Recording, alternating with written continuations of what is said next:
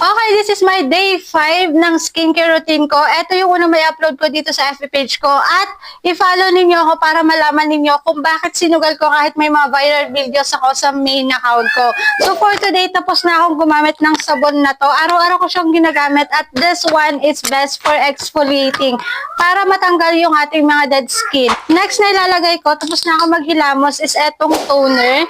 Ginagamit ko naman to because it's alcohol-free at nakakatulong siya para tanggalin yung mga tiny bands ko. So, 5 days na to guys, napansin ko sa kanya, pagkagising ko kanina, sobrang aliwalas ng mukha ko. Like, yung tipong hindi talaga pagod.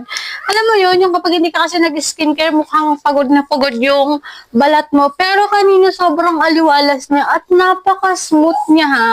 Next kong ilalagay ay itong Alpha Arbutin na Face and Body Serum. Kung baguhan pa lang kayo at out of budget kayo, maganda tong bilhin nyo kasi all around na siya.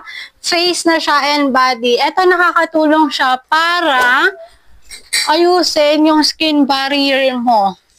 Kaya merong serum sa skincare kasi sila yung nag-aayos ng skin barrier mo na nasira.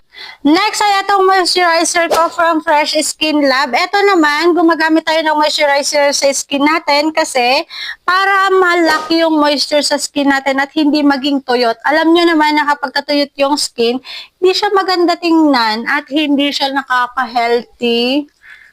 Ayan, yun yung nagagawa ng moisturizer. Pero ang laki ng pagbabago kaysa nung una. Ayan, mas maliwalas na yung face ko. Mas, alam mo yun, mas buhay na buhay siya. Hindi siya yung dry, dull. Ang pangit kasi kapag kaganon yung skin.